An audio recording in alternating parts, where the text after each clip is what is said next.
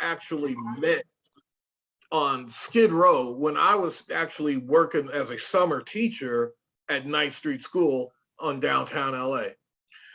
I brought in an oscilloscope, electric guitars. I taught fourth, fifth, and sixth graders physics. They didn't have to know all the formulas. They didn't have to know the gravitational constants and all that. But I showed them what an electric guitar actually looks like in a waveform. Let them play it, let them do stuff like that. And these are kids who live in SROs downtown. My passion was to be a teacher. I got talked out of it by a very technical mother. My mother was like, "You don't be no teacher. You don't mean to, you need to do something else." I'm like, "But that ain't, well, you're good at math and science. You're gonna be an engineer. Right? You're gonna be a doctor. Your dad's a researcher. I'm an RN. You're going into medicine." I said, "I'm going into medicine because I'm going into Save-On and I'm gonna go get me some cough syrup or something, but I ain't doing no medicine. Engineering, yeah, I'll give you that one. And maybe I'll parlay that into teaching later on.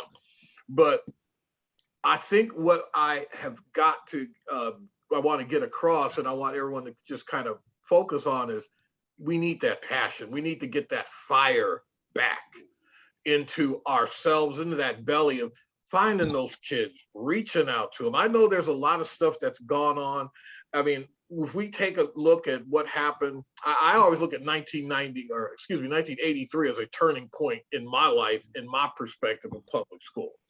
I graduated from Dorsey High School in 1981. It was relatively, I mean, we didn't see a whole lot going on till 1983. We had a shooting out on Farmdale Avenue. And that's the first time outside of, fights on campus and whatever else might have been going on. But that was the first time we saw this violence coming right up to the door at the school.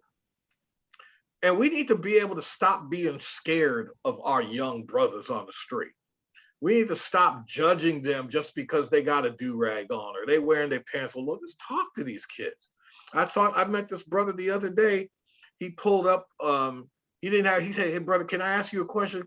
I need to make a phone call. I don't have a charger.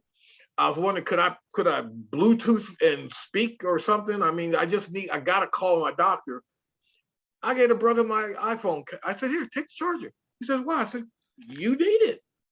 He said, "But what?" You said, "Just take it. I just need to charge it for me." I said, "Just take it." Our brothers, our young folks are so, sometimes they're so put off by us pushing away from them.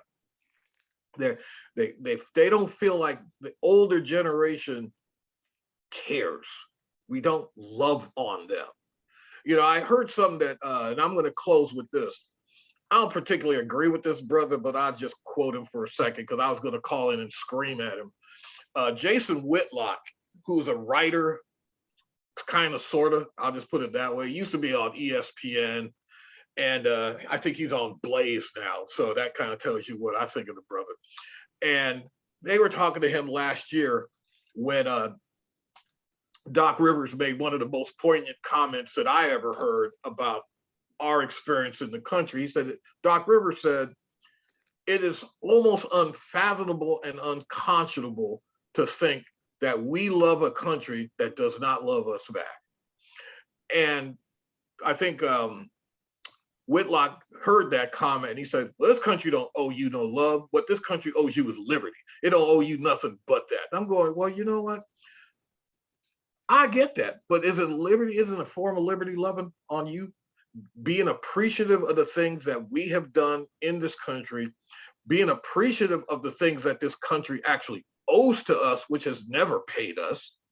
And you can never, again, going back to them 4 R's, you're never going to reconcile us to this country until we get some recognition for the things we've done, repentance of what it is. And repentance is not a public apology. Repentance is changing your mind and your relationship about the things you've done to somebody else to hurt them.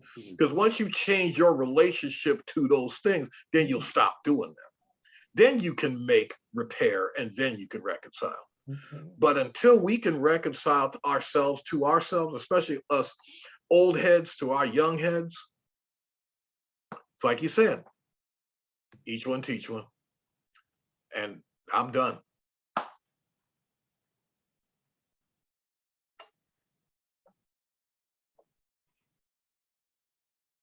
Okay. That was very interesting. Very interesting. Good show. Good show. Yeah, as you can see, we're the Community Education Network, and our theme is each one teach one.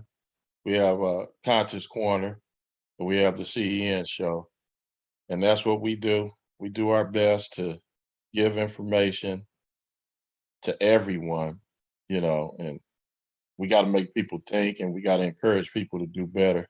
And that's an excellent topic that you came up with, Brother Peter.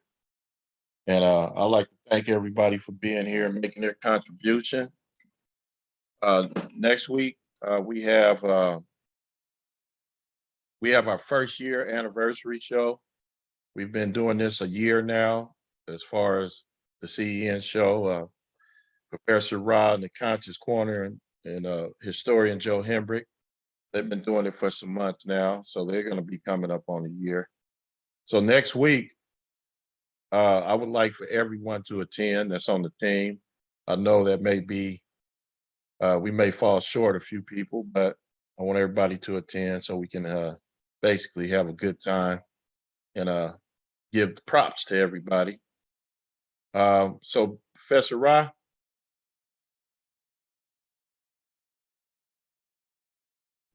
Yes. what we have for Conscious Corner next week? We're gonna be dealing with Kwanzaa. Okay, that's right. You did say that.